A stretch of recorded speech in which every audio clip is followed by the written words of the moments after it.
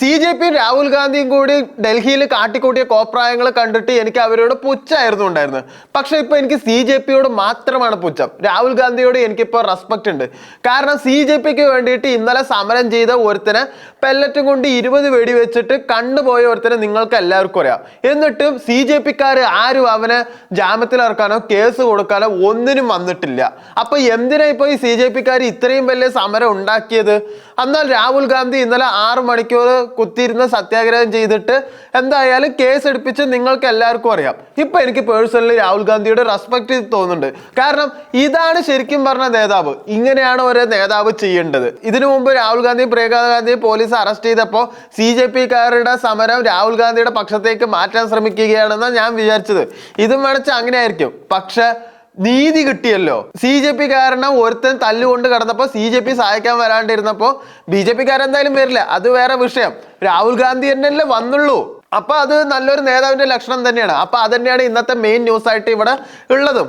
മിന്നൽ രാഹുൽ എന്നൊരു തലക്കെട്ടാണ് ഇവിടെ കൊടുത്തിരിക്കുന്നത്. പോലീസ് സ്റ്റേഷനിൽ 6 മണിക്കൂർ കുത്തിയിരുന്നു.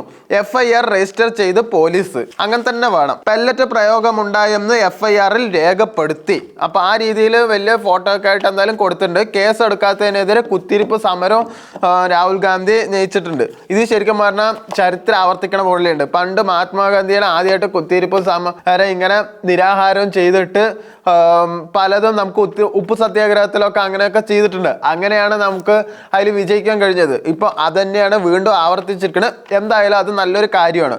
രാഹുൽ ഗാന്ധി അതിനൊരു ഡയലോഗ് പറഞ്ഞിട്ടുണ്ട്, ഇതൊരു തുടക്കം മാത്രമാണ്, നീതിയിലേക്കുള്ള ആദ്യ ചുവടുവെപ്പ്. 1 മാസം കഴിഞ്ഞാണ് കേസ് രജിസ്റ്റർ ചെയ്തിരിക്കുന്നത്. സാഹിലിന്റെ ശരീരത്തിൽ 200-ലേറെ പെല്ലറ്റുകൾ തറച്ചു. 3 പെല്ലറ്റുകൾ കണ്ണിലുണ്ട്. ആ കണ്ണിന്റെ കാഴ്ച ശരിയായി കിട്ടുന്നില്ല. ഡൽഹിയുടെ ഹൃദയഭാഗത്തുള്ള പോലീസ് സ്റ്റേഷനാണ് ഇത്. ഇവിടെ പോലും നീതി ലഭിക്കുന്നില്ല. ഒരു ഗ്രാമത്തിലെയോ ചെറിയ നഗരത്തിലെയോ പോലീസ് സ്റ്റേഷനിൽ എന്തായിരിക്കും അവസ്ഥയെന്ന് ആലോചിച്ച് നോക്കൂ. ഇന്ത്യയിലെ ഒരു പൗരനും അമ്മയ്ക്കും അച്ഛനും വേണ്ടി നീതി മാത്രമാണ് ഞങ്ങൾ ആവശ്യപ്പെട്ടത്. അമിത്ഷായും ആഭ്യന്തര സെക്രട്ടറി അന്തിമ അനുമതി നൽകിയ ശേഷമാണ് കേസെടുത്തത്. FIR ആരാണ് തടഞ്ഞു വെച്ചതെന്ന് അതിൽ നിന്ന് വ്യക്തമാകും. അത് ശരി തന്നെയാണ്. പോലീസ് കേസ് രജിസ്റ്റർ ചെയ്യാണ്ടിരുന്നത് ശരിക്കും പറഞ്ഞാൽ തലപ്പത്തുള്ള പ്രധാനമന്ത്രിയെ പേടിച്ചിട്ട് തന്നെ ആയിരിക്കുന്നല്ല ആണ്. പക്ഷെ എന്തൊക്കെയായാലും പ്രതിപക്ഷ നേതാവല്ലേ, ആൾക്കാരുടെ ഒരു പവർ ഉണ്ടല്ലോ. അതെന്തായാലും ഇപ്പൊ ഇവിടെ ഉപയോഗിച്ചു എന്നുള്ളത് കറക്റ്റായിട്ട് മനസ്സിലാവുന്നുണ്ട്. പിന്നെ 2ാം പേജിലേക്ക് തുടങ്ങിയ പിന്നെ എല്ലാവിടെയും ഓണക്കാലത്തിന്റെ പരിപാടികളൊക്കെ കാണുന്നത്. കുറെ നാരങ്ങ സ്പൂണ് കളിക്കുന്നു, കുറെ ഊഞ്ഞാലാടുന്നു, കുറെ ഓണം സെയില്, ഇതൊക്കെയാണ് മൊത്തത്തിലുള്ള പ്രീതി, ബിസ്മി, മൈജി എന്നൊക്കെ പറഞ്ഞിട്ട് ഇഷ്ടം പോലെ നിറഞ്ഞു നിൽക്കുന്നുണ്ട് എല്ലാ പേജിലും. പിന്നെ ഓണാണ്, ചിങ്ങമാസമൊക്കെ ആയതുകൊണ്ട് സ്വർണത്തിന് സ്വാഭാവികമായിട്ടും വില കൂടാറുണ്ട്. അപ്പോൾ അതല്ല കാരണം ഇപ്പൊ എന്തായാലും സ്വർണത്തിന് ഇന്നലെ വൈകുന്നേരം മാത്രം 1680 രൂപയും കൂടിയുണ്ട്. അതുകൊണ്ട് സ്വർണം പവന് 1,18,000 രൂപയായിട്ടുണ്ട്. അപ്പൊ നിങ്ങൾ എന്തായാലും ഇനി സ്വർണം വാങ്ങാൻ പോകുമ്പോൾ 1,28,000 രൂപ എന്തായാലും നിങ്ങൾ കൊടുക്കേണ്ടി വരും. കാരണം SSTയും GSTയും ഒക്കെ ഉള്ളത് കൊണ്ടാണ് അത് കൊടുക്കേണ്ട ആവശ്യം വരുന്നത്. അപ്പൊ എന്തായാലും ഇത് ഇനി കൂടിക്കൊണ്ടേ പോകും. കഞ്ഞി മാസം ആകുമ്പോൾ കുറച്ച് കമ്മി ഉണ്ടാവും, പക്ഷെ വലിയ വ്യത്യാസമൊന്നും ഉണ്ടാവില്ല. 1,40,000-ലേക്കൊക്കെ സ്വർണം പോകുന്ന പറയുന്നത്. പക്ഷെ ശരിക്കും 1,30,000-ലേക്ക് എന്തായാലും ഈ ഒരു നവംബർ ആകുമ്പോഴേക്ക് എന്തായാലും നിൽക്കും. 1,30,000-ന് മിക്കവാറും താഴാനും സാധ്യതയില്ല. അപ്പൊ ഇപ്പൊ വാങ്ങിയിട്ട് ആ സമയത്ത് വിൽക്കുന്ന ഒരു ബിസിനസ് മൈൻഡിലാണ് നിങ്ങൾ ചിന്തിക്കണമെങ്കിൽ ഇപ്പൊ തന്നെ വാങ്ങുകയായിരിക്കും നല്ലത്. അല്ലെങ്കിൽ 1 മാസം വെയിറ്റ് ചെയ്ത് കന്നിമാസത്തിലേക്ക് വാങ്ങുകയാണെങ്കിൽ നിങ്ങൾക്ക് എന്തായാലും വില കമ്മിയായിട്ട് കിട്ടും. കന്നിമാസം എപ്പോഴാണെന്നുള്ളത് മിക്കവർക്കും അറിയില്ല. അതിന് നിങ്ങൾ എപ്പോഴും കലണ്ടറോ പേപ്പറോ ഫ്രണ്ട് പേജോ നോക്കുന്നത് നന്നായിരിക്കും. പിന്നെ അടുത്ത മാതൃഭൂമി ന്യൂസിലെ ഫ്രണ്ട് പേജിൽ എല്ലാം പരസ്യങ്ങൾ മാത്രമേ ഇന്നുള്ളൂ. ഒന്ന് ഭീമ ജ്വല്ലറിന്റെ 40% വരെ പണിക്കൂലിയിൽ കിഴിവ് എന്ന് പറഞ്ഞിട്ടുള്ള ഒരു പരസ്യമുണ്ട്. പിന്നെ ട്രെൻഡ്സിന്റെ ഡ്രസ്സിന്റെ ഒരു പരസ്യമുണ്ട്. പിന്നെ ജനനായകൻ C5 വാച്ച് ചെയ്യാൻ പറ്റുന്നുള്ള ഒരു പരസ്യം കൂടിയുണ്ട്. അങ്ങനെ മാതൃഭൂമിയിൽ ഇന്നത്തെ ഫ്രണ്ട് പേജിൽ പരസ്യം മാത്രമേ ഉള്ളൂ.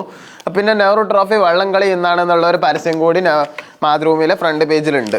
പിന്നെ അടുത്ത പേജിൽ മാതൃഭൂമിയിൽ മറിച്ച് നോക്കിയപ്പോൾ രാഹുൽ ഇറങ്ങി പോലീസ് വഴങ്ങി എന്നുള്ള ന്യൂസ് തന്നെയാണ് മെയിനായിട്ട് കൊടുത്തിരിക്കുന്നത്. പിന്നെ കേരളത്തിൽ എന്തായാലും PSC പരീക്ഷ ഭയങ്കര പ്രശ്നത്തിലായിട്ട് ഇരിക്കുകയാണല്ലോ.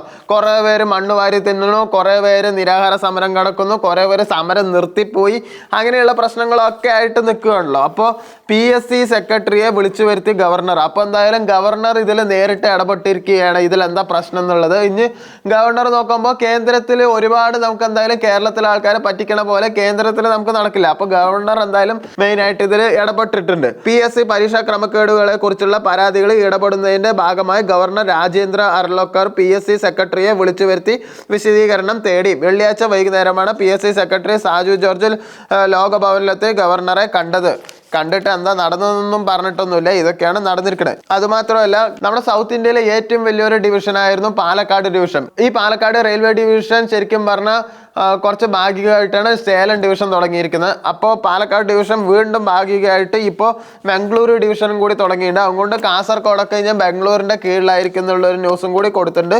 ഇത് പാലക്കാട് ഡിവിഷന് നഷ്ടമാണ് ഉണ്ടാക്കുകയെന്നും പറഞ്ഞിട്ടുണ്ട്. എന്തൊക്കെയായാലും എല്ലാ ഡിവിഷനിലും ഇന്ത്യൻ റെയിൽവേ സർക്കാരിൻ്റെ കയ്യിലാണല്ലോ. അതിലെങ്ങനെ ലാഭം നഷ്ടം കണക്കാക്കുന്നതെന്ന് എനിക്ക് പേഴ്സണലി അറിയില്ല. പിന്നെ അടുത്തൊരു കൊലക്കേസ് പ്രതിയെ വെറുതെ വിട്ട ഒരു ന്യൂസാണ് കേട്ടോ. 105 വയസ്സുള്ള കൊലക്കേസ് പ്രതിയെ വിട്ടയച്ച് സുപ്രീം കോടതി. കാരണം 1988 ബംഗാളിലാണ് ശരിക്കും പറഞ്ഞാൽ കൊലപാതകം നടത്തിയത്.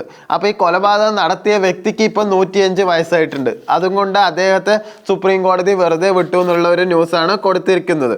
ഈ കൊലപാതക കേസിൽ 1994 മൊണ്ടലിൽ 68 വയസ്സായപ്പോഴാണ് കൊലക്കേസിൽ ജീവപര്യന്തം തടവിന് ശിക്ഷിക്കപ്പെട്ടത്. 2024 നവംബർ 29 സുപ്രീം കോടതി അദ്ദേഹത്തിന് ജാമ്യം ലഭിക്കുകയും ചെയ്തു.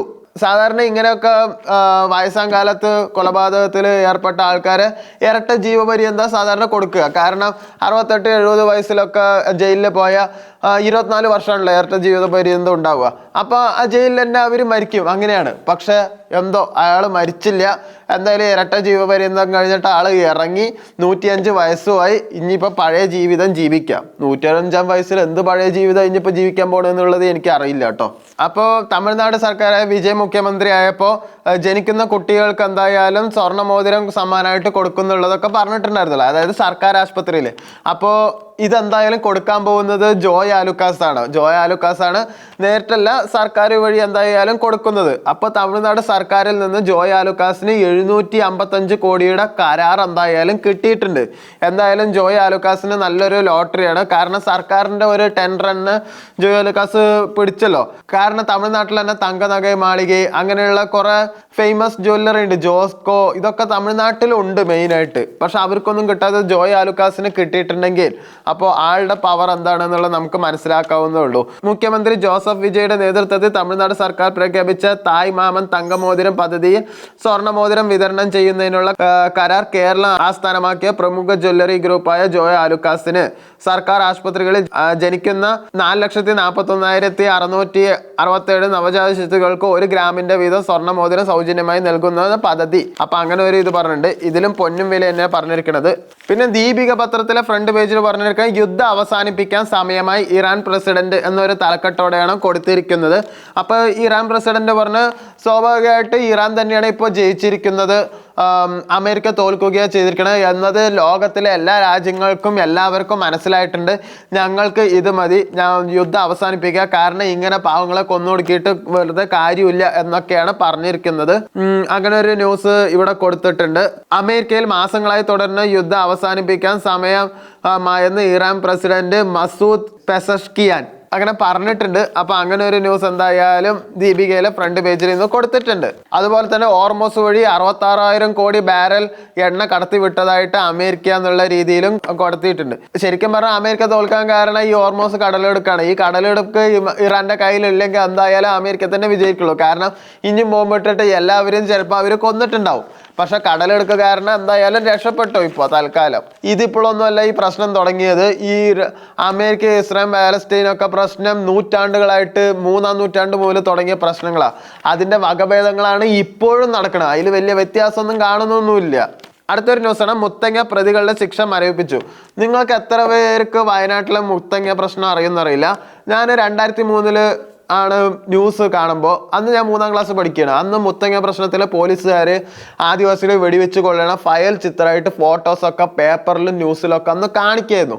പക്ഷേ എനിക്കത് അത്ര വലിയ സീരിയസ്നെസ് അറിഞ്ഞില്ല. പിന്നെ ഈ ഇടയ്ക്ക് ടോവിനോൻ്റെ സിനിമ കണ്ടപ്പോഴാണ് ഇത് ഇത്രയും വലിയ പ്രശ്നമാണെന്നുള്ളത് നമുക്ക് പേഴ്സണലി മനസ്സിലായത്. അപ്പോൾ അന്ന് അതിലൊരു പോലീസുകാരൻ മരിച്ചിട്ടുണ്ടായിരുന്നു. ആ പോലീസുകാരെ കൊന്നത് ശരിക്കും പറഞ്ഞാൽ പോലീസുകാർ തന്നെയാണെന്നാണ് ആ സിനിമയിൽ പറഞ്ഞത്. പക്ഷെ ശരിക്കും അങ്ങനെയല്ല, അതിൻ്റെ ഇടയിൽ കളിച്ച രാഷ്ട്രീയക്കാരാണ് കൊന്നതെന്നുള്ളത്. അപ്പോൾ അതിൽ 1ാം പ്രതിയായിട്ടുള്ള വ്യക്തി നേരത്തെ മരിച്ചുപോയി. അതുകൊണ്ട് എന്തായാലും ആളെ ഇനിയിപ്പോൾ ശിക്ഷിക്കാൻ പറ്റില്ല. പക്ഷെ ബാക്കിയുള്ള കൂട്ടുപ്രതികളുണ്ടല്ലോ, അവരുടെ എന്തായാലും ശിക്ഷ മരവിപ്പിച്ചു എന്നാണ് പറയുന്നത്. നടന്നിട്ട് ഇപ്പോൾ 10-23 വർഷം ഇവരൊക്കെ ജയിലിലും ആയിരുന്നു.